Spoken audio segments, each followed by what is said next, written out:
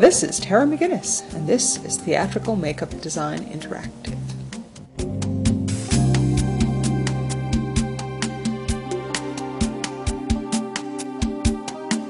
Now, this is a pretty good panoply of all the kinds of things that are likely to be on-stage injuries. If you ever wanted to go and do yourself a simple zombie movie, chances are you could, with a combination of these things, come up with fairly decent zombies. Something like that. But the most likely use for a lot of these things is actually in productions of Dracula and other things of classic horror.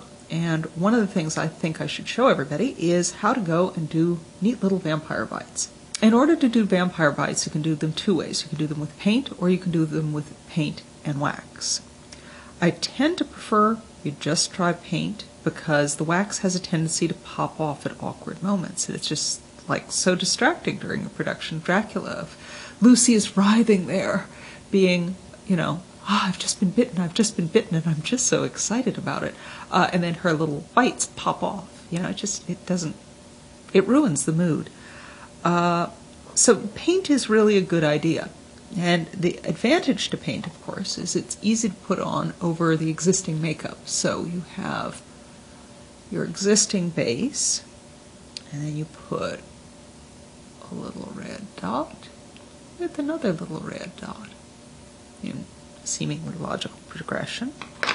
Then in the center of that dot, you put a small black dot,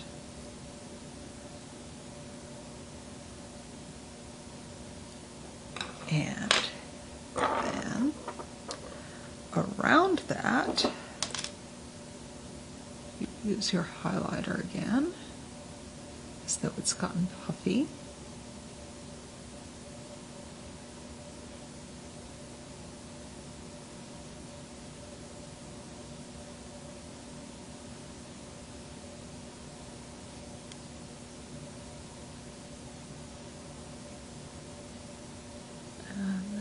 Blending that right there.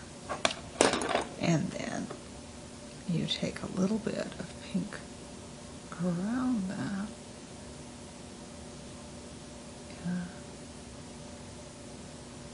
Partial ring.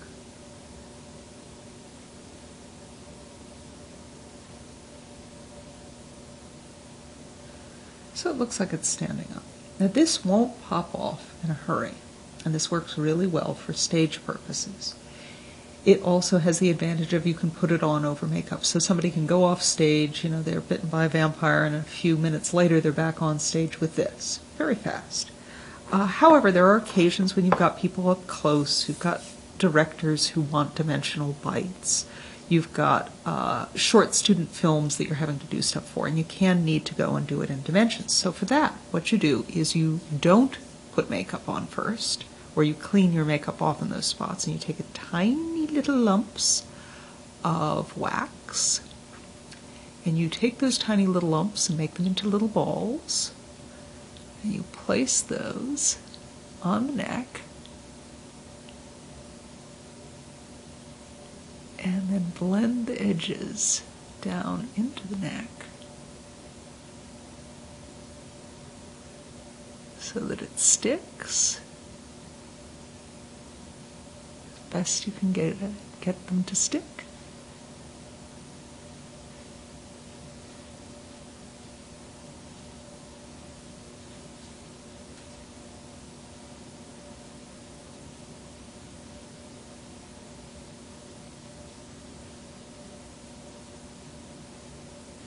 So they look like a couple of overly active pimples.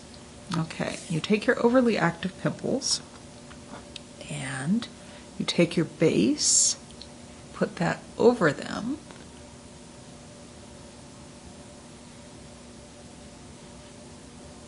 and around them.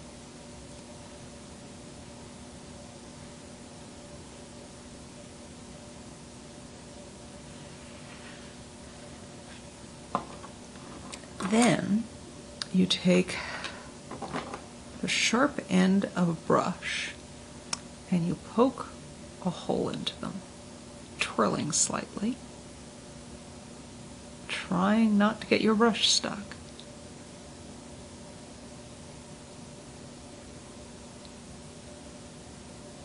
You can also do this with a large pencil point. You usually want to have a hole that's a bit bigger than you think you need, because it needs to be exaggerated.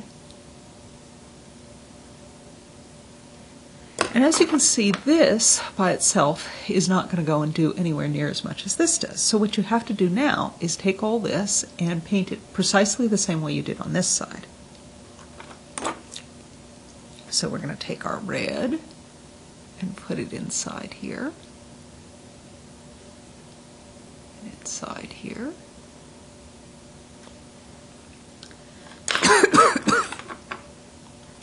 Hold on, I'm going to stop while I have a coughing fit.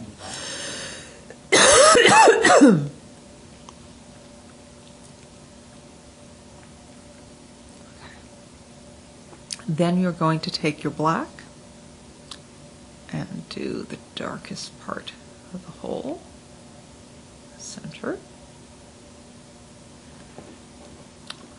Then take your highlighter again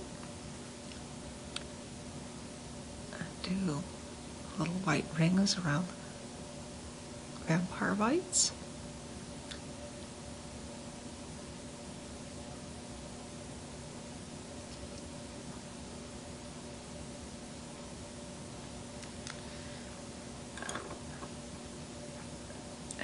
Finally, you use a little bit of rosy red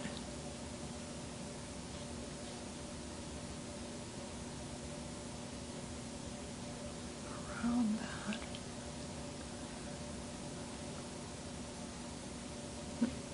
Too much red, yet again.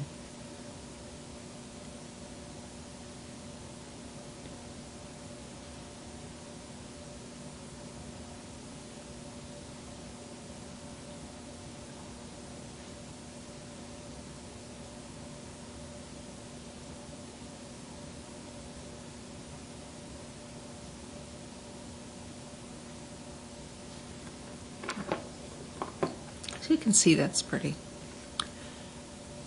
good looking and stays on fairly well. It just, as I say, for stage purposes, there is a really bad audience reaction you get with one of these things goes boink.